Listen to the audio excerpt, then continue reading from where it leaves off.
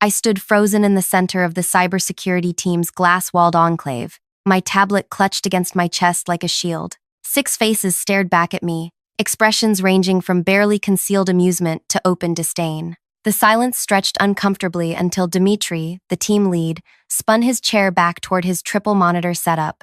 "Look, Paige," he said without turning around, his fingers already clacking away at his keyboard. "I appreciate your enthusiasm, but the customer portal is secure. We ran penetration testing last quarter, but the verification handshake is sending unencrypted." "Unencrypted? Troy?" Dimitri's second in command snorted. "You're using words you don't understand now." "I understand perfectly," I insisted, stepping forward. "During the two-factor authentication process, there's a 5-second window where absolutely nothing happens that we haven't accounted for," Dmitry cut in, swiveling back to face me. His eyes traveled from my face down to my pink blouse and back up again. "This is what happens when marketing hires people, because they took a Coursera class on digital basics." Laughter rippled through the room. Heat crawled up my neck as I stood my ground. "I've documented the vulnerability. If someone with even basic packet sniffing tools wanted to..." "Packet sniffing? Seriously?" Dimitri's eyebrows shot up in exaggerated surprise. "You're in marketing, Paige. Stick to your pretty graphics and leave the actual security to professionals." More laughter. Britt, the only woman on the security team, at least had the decency to look uncomfortable, but she said nothing. "This could expose thousands of customer records," I said, fighting to keep my voice level. "Names, addresses, account details, thousands of customers." Troy mimicked my tone, raising his voice to a feminine pitch that sounded nothing like me. "The sky is falling." Dmitry pushed himself up from his chair and walked toward me, stopping close enough that I could smell his expensive cologne. "Listen carefully," he said quietly. "Your job is to make things look pretty for the quarterly reports. My job is to keep this company secure. Stay in your lane and we won't have problems." I stood there, clutching my tablet with white knuckles, humiliation burning through me like acid. 6 years of network security experience before joining marketing, and I was being treated like a child who'd wandered into the wrong classroom. Without another word, I turned and walked away, their laughter following me through the door. I moved through the busy Monday morning office traffic, nodding mechanically at colleagues who greeted me, until I reached my desk in the marketing department. For 10 minutes, I stared at my screen, replaying the conversation. Then I opened my laptop and began typing furiously, creating a simple monitoring program. If the security team wouldn't listen, I'd need evidence. 48 hours later, my prediction came horrifyingly true. The customer service lines exploded with calls about unauthorized account access. The office descended into chaos as executives rushed between departments, demanding answers. Through my window, I watched the security team scrambling, their earlier smugness replaced by panic. The chief technology officer himself, Liam, appeared at my office doorway, tie askew and forehead gleaming with sweat. "How did you know?" he demanded, breathless. "The vulnerability, it's exactly where you said." I looked up calmly and said, "Because I was doing their job while they were busy laughing at me." Hey, if you're enjoying this story so far, please hit that like button and subscribe to the channel. Your comments mean everything to me, so let me know what you think is going to happen next. Now, let's dive deeper into what happened after that moment. My name is Paige Woodley, and until 6 months ago, I hunted network security vulnerabilities for Atlantic Financial Trust. I didn't just understand cybersecurity, I lived it, breathed it, and excelled at it. My specialty was finding the gaps others missed, the tiny windows of vulnerability that appeared during seemingly secure processes. Then came the panic attacks. After finding 3 critical vulnerabilities that could have compromised millions of customer records, the pressure to be perfect became unbearable. When I collapsed during a meeting with the board, my doctor delivered an ultimatum: change my environment or prepare for worse health consequences. So I made the switch to marketing at DataVault Systems, a mid-sized company providing secure customer management solutions to businesses. The irony wasn't lost on me. I'd gone from protecting financial data to selling the promise of data protection. But the pace was manageable, the work interesting enough, and my blood pressure returned to normal ranges. Until I noticed something while preparing marketing materials for our newest customer portal update. I'd been recording screen captures for a promotional video, showing how easily customers could access their information. During one of the playbacks, I noticed a brief flicker during the verification process, the kind of flicker that sends chills down a security expert's spine. That night, I stayed late, using basic tools to analyze what was happening in that split-second window. What I found made my heart sink. During the verification handshake, our system was momentarily transmitting customer data without encryption. Names, addresses, account details, everything needed for identity theft. I prepared my findings carefully, creating clear documentation before approaching Dimitri's team. Their response still burned in my memory. After that humiliating dismissal, I built a simple monitoring program that would alert me to unusual traffic patterns targeting our vulnerable gateway. I didn't access company systems. That would be unethical and possibly illegal, but I could passively monitor public-facing traffic for signs someone had discovered what I had. By midnight, my phone lit up with the first alert. Someone was probing the gateway. I barely slept. By morning, the intrusion patterns had intensified. During my commute, I rehearsed how I would approach Liam, the CTO, directly. Security team be damned. But when I arrived, everything seemed normal. The security team lounged in their glass enclosure, sharing coffee and jokes. Had I misunderstood the situation? Then at 9:37 a.m., chaos erupted. Customer service stations lit up simultaneously. The call volume was unprecedented. I watched representatives gesturing frantically for managers. Words like unauthorized access and account changes floated through the open office.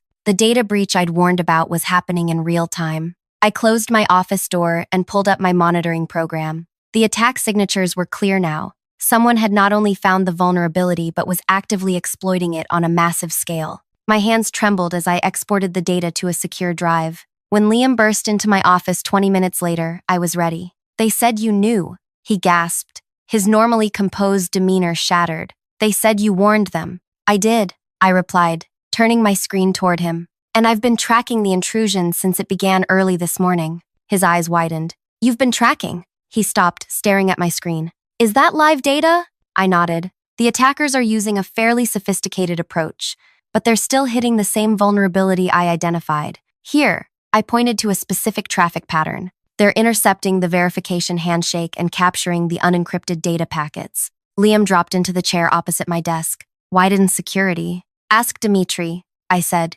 keeping my voice neutral. He found my concerns amusing. Liam's expression darkened. "Show me everything." For the next hour, I walked him through my findings, explaining in plain language how the vulnerability worked and how it was being exploited. I showed him my monitoring system and how it was tracking the attack without interfering with company systems. "We need to move fast," I concluded. "Every minute means more customer data exposed." Liam stood. "I'm calling an emergency executive meeting in 30 minutes. I want you there." "What about Dimitri's team?" "Them too." His expression was grim. "Everyone needs to hear this directly from you." As he left, my phone buzzed with a text message from an unknown number. "You should have stayed in your lane, Paige." I stared at the message, a chill running through me. Something told me this situation was about to get much more complicated than a simple data breach. 30 minutes later, I sat at the far end of the conference table, watching the room fill with nervous executives. Marketing Director Natalie gave me a confused glance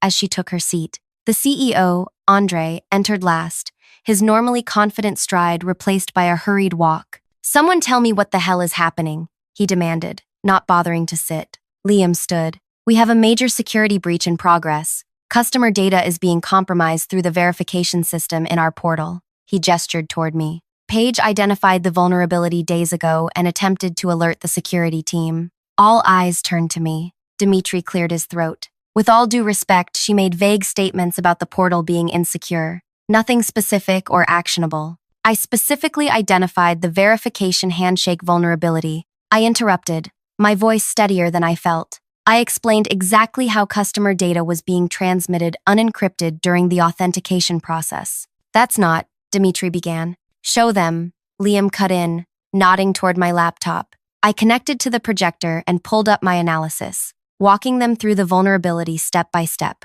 Then I switched to my monitoring program, showing the real-time intrusion patterns. "This is happening now," I explained, pointing to the screen. "They've been harvesting data since approximately 3 a.m. Based on the traffic patterns, I estimate they've already accessed roughly 17,000 customer records." The room fell silent. "How bad is this?" Andre asked finally, directing his question to Liam. "Bad," Liam replied. Names, addresses, account details, everything needed for identity theft. We're talking about potential lawsuits, regulatory fines, lost business, and all preventable, I added quietly. Andre's gaze snapped to me. Explain. I identified this vulnerability 3 days ago and reported it to the security team. I kept my eyes on Andre, not Dimitri. They dismissed my concerns, told me to stick to marketing. Andre turned to Dimitri. Is this true? Dimitri shifted in his chair. We receive dozens of security concerns weekly, most unfounded. Marketing staff aren't qualified to…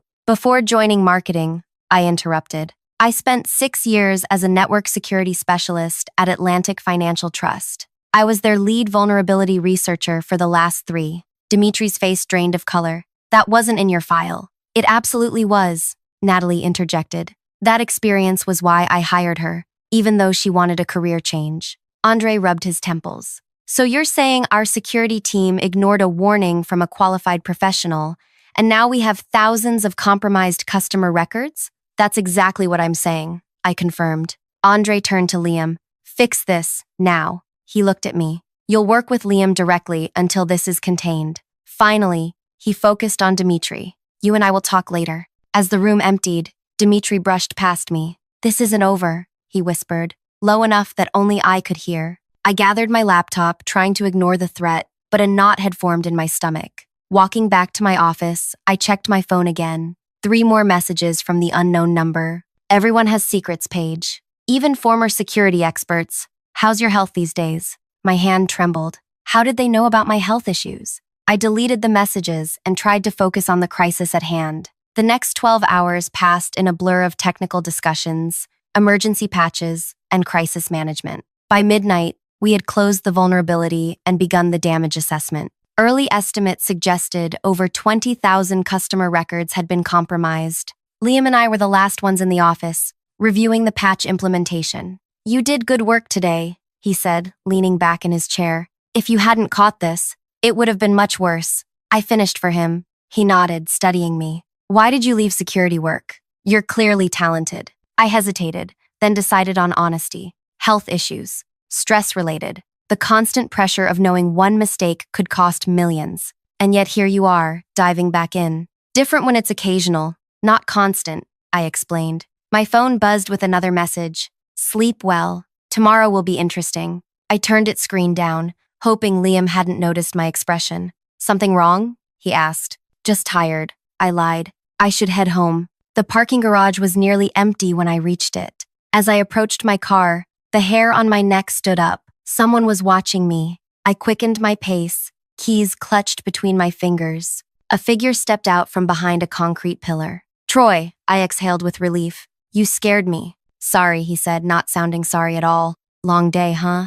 What do you want? I asked, keeping distance between us. Just curious why you're trying to destroy Dimitri's career, he said casually. He's got a family, you know. Kids. I'm not trying to destroy anyone. I reported a security vulnerability. After transferring from marketing? Convenient timing. His smile didn't reach his eyes. Almost like you planned it. That's ridiculous. Is it? Atlantic Trust had a major breach right before you left. Coincidence? My blood ran cold. That's not. Just saying. People might start asking questions about your past, about why you really left. He shrugged. Might be best for everyone if you backed off. Let Dimitri handle the technical response from here. Are you threatening me? Warning you, as a colleague. He smiled again. Think about it. He walked away, leaving me shaking beside my car. The Atlantic Trust breach had happened 3 weeks after I left. I'd had nothing to do with it. But the timing could look suspicious if someone wanted to frame a narrative. I drove home on autopilot, mind racing. The unknown texts.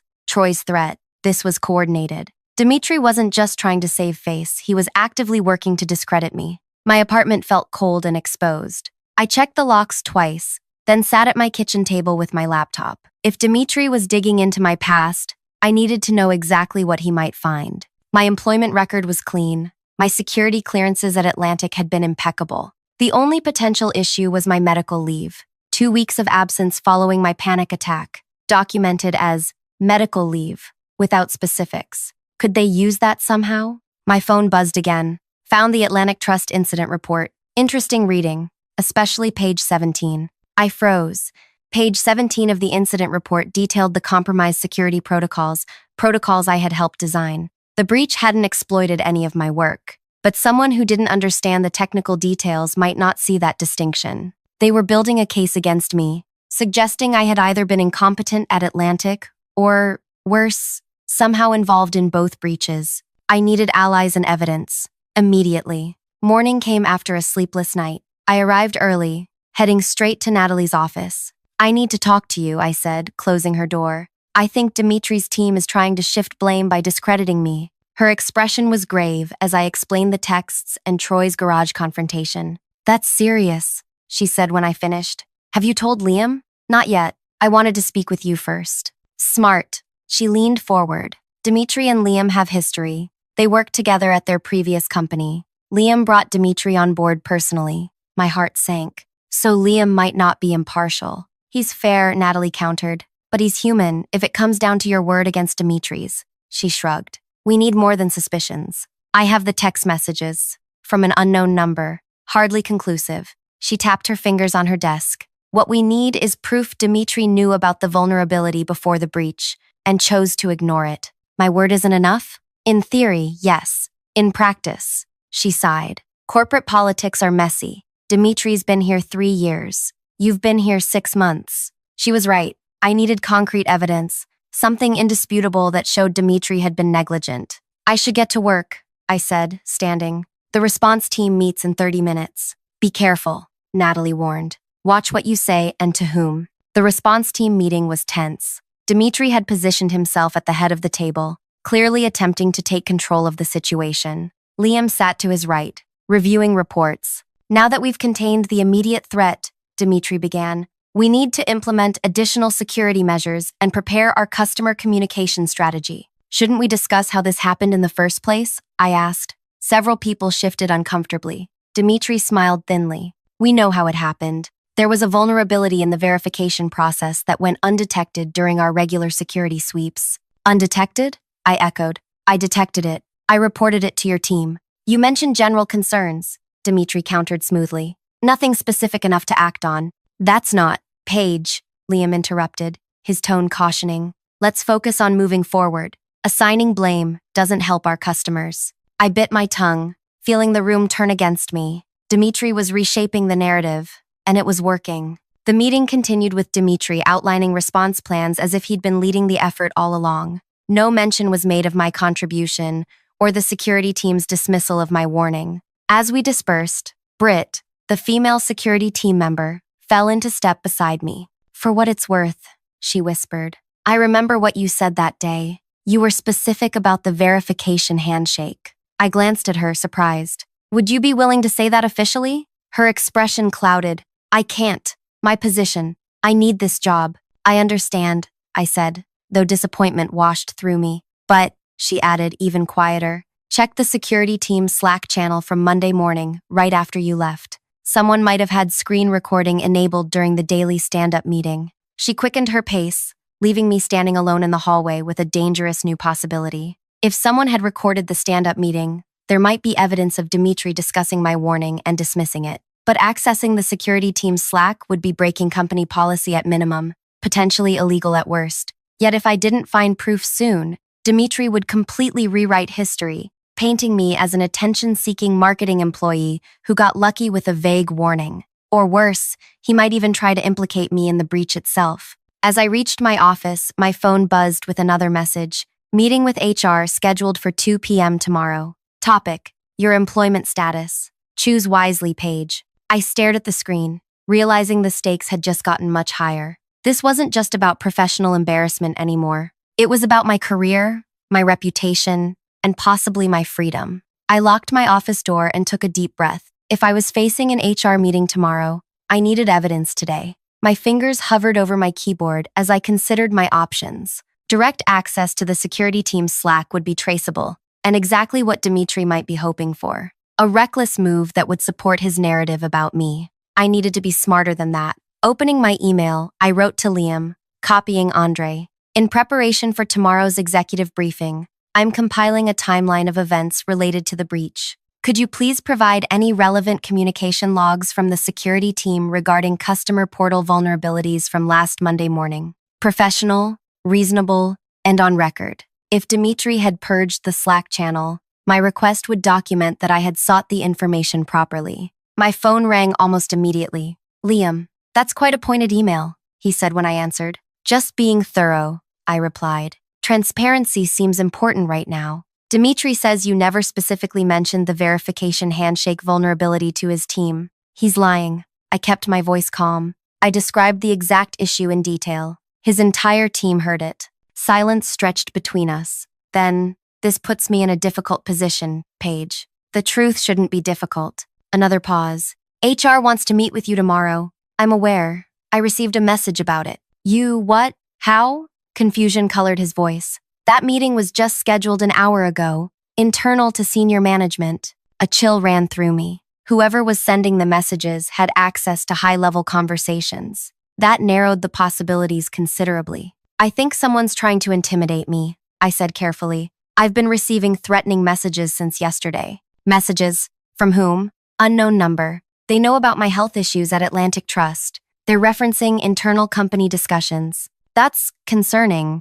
Have you kept these messages? Yes. Forward them to me, please. His tone had shifted. And Paige, don't discuss this with anyone else yet. After sending the messages to Liam, I turned back to my more immediate problem, finding proof before tomorrow's HR meeting. A knock at my door startled me. Britt stood outside, looking nervous. Can we talk? She asked quietly. I let her in, closing the door behind her. I can't access the Slack logs, she said without preamble. Dimitri archived the channel this morning and created a new one. Convenient timing. Very. She glanced at the door. But Troy records all our stand-ups. He reviews them later to catch things he missed. It's his personal quirk. He doesn't trust his memory. Hope flickered. Would he have Monday's recording? Almost certainly. But he'd never give it to you. No, I agreed. But he might have synced it to his cloud storage. Troy isn't exactly security conscious with his personal devices. Britt's eyes widened. You're not suggesting. I'm not suggesting anything illegal, I interrupted. But if his personal cloud account uses the same password as his work systems, how would that help? You still can't access his accounts. I smiled faintly. One of my roles in marketing is managing our company's social media presence, including our Instagram account that Troy follows with his personal account. Understanding dawned on her face. Password reset. Standard practice when an executive forgets their social media password. Nothing unusual about marketing helping with that. She hesitated. This is risky. Less risky than losing my job and possibly facing legal action for a breach I tried to prevent. Britt nodded slowly. His password is probably Troy Rules, followed by the current year. It's what he uses for everything. Thank you. I was never here, she said, slipping out the door. Alone again, I navigated to Instagram's business portal and located Troy's personal account among our followers. The password reset process was simple, and as a business account manager, I had legitimate reason to be there. Minutes later, I had access to Troy's personal email. From there, finding his cloud storage was trivial. The password was exactly as Britt had predicted. His meeting recordings folder contained dozens of files, organized by date. I found Monday's stand-up and downloaded it, my hands trembling slightly. This was crossing a line, but they had crossed it first. The recording began with casual chatter, then shifted to project updates. 12 minutes in, Troy mentioned my visit. Marketing girl stopped by, he said, chuckling. Paige says there's a security problem with the verification handshake. Claims it's sending unencrypted customer data during authentication. Did you check it? Someone asked off camera. Dimitri's voice answered. Waste of time. She's trying to sound smart for brownie points with Natalie. Should we at least look at the authentication process? Britt's voice. If marketing is finding security issues we missed, we should all quit, Dimitri replied. Note it in the minor concerns, log and forget it. We've got actual work to do. I stopped the recording, heart pounding. There it was, proof that Dimitri had heard my specific concern and deliberately ignored it. I copied the file to my secure drive, then carefully erased my tracks in Troy's accounts. Just as I finished, a new message appeared on my phone. Nice try with the email to Liam. Dimitri already explained how you're trying to cover your tracks. HR meeting moved to 9 a.m. Bring your resignation letter. My stomach dropped. Dimitri was moving faster than I expected, trying to force me out before I could defend myself. I needed to act now. I called Natalie, keeping my voice low. Can you meet me somewhere off-site? I have something you need to see. An hour later, we sat in a coffee shop 3 blocks from the office, Natalie watching the recording on my laptop. This is definitive, she said when it finished. But how did you get it? Better you don't know, I replied. The question is, what do we do with it? She considered for a moment. I have an idea, but you'll need to trust me and follow my lead tomorrow.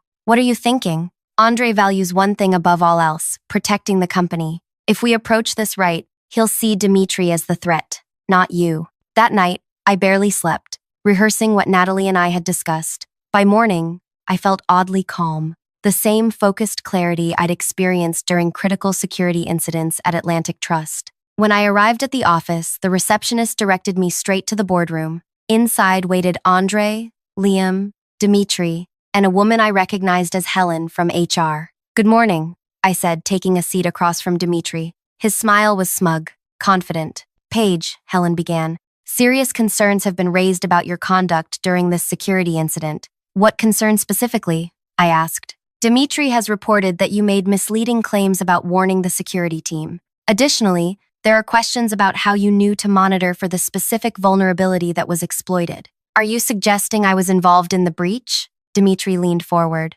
The timing is suspicious. You claim security expertise, identify a vulnerability no one else found, then suddenly we have a breach exactly where you predicted. I nodded thoughtfully. That would be suspicious if I hadn't warned your team in advance, which you didn't, he countered. Not specifically. I described the verification handshake vulnerability in detail. Your entire team heard it. That's not how they remember it. The door opened, and Natalie entered, followed by the company's general counsel, Sharon. Sorry we're late, Natalie said. We had to verify some information. Andre frowned. This is a closed meeting. You'll want to hear this, Sharon said, placing a USB drive on the table. This recording might be relevant. Dimitri's confidence faltered slightly. What recording? Liam connected the drive to his laptop, and the room filled with the sounds of Monday's security stand-up meeting. As the damning exchange played, Dimitri's face drained of color. When it finished, Sharon spoke first. This appears to directly contradict your statement that Miss Woodley didn't specifically mention the vulnerability.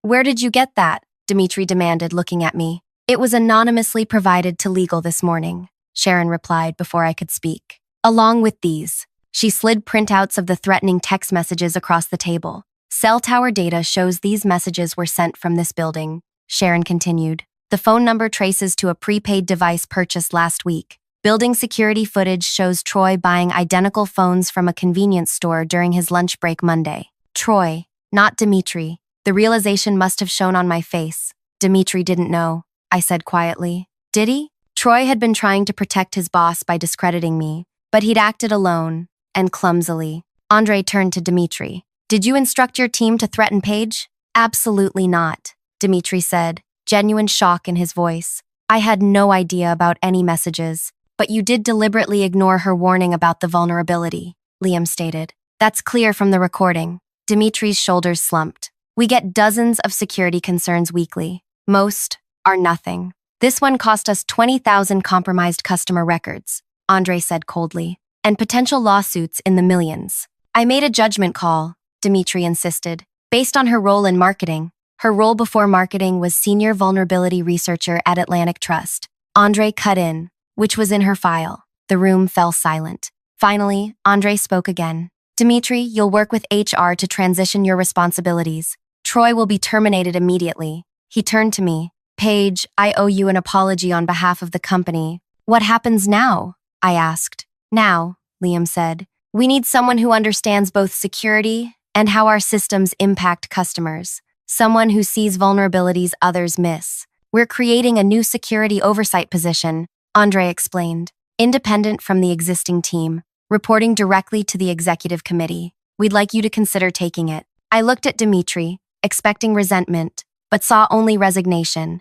He knew he'd failed, not because he'd missed the vulnerability, but because his arrogance had prevented him from listening. I'll consider it, I said, on one condition. The security team needs restructuring, not just new leadership. Technical expertise matters, but so does creating an environment where concerns are heard regardless of who raises them. Andre nodded. I think recent events have made that abundantly clear. 3 months later, I sat in my new office, reviewing security protocols with my team, a diverse group including former marketing, customer service, and development staff alongside security specialists. Britt had been promoted to technical lead after declining to follow Dimitri to his new role at a smaller company. The customer data breach had been expensive but survivable. My new security oversight program had already identified and closed 7 additional vulnerabilities. My phone buzzed with a message, not threatening this time, but from Liam. Board loved your presentation. New security budget approved. I smiled. The most satisfying revenge wasn't destroying Dimitri's career or publicly humiliating him. It was building something better from the ruins of his failure, a security system that valued diverse perspectives and actually protected our customers. After all, true security isn't about who's smartest in the room. It's about creating a culture where everyone's insights matter, especially those coming from unexpected places. If you found this story valuable, please hit that like button and subscribe to hear more stories about workplace justice and standing up for what's right even when no one believes in you. Have you ever had your expertise dismissed because of your role or department? Share your experiences in the comments below. Remember, sometimes the most powerful response to being underestimated is simply proving your worth through results.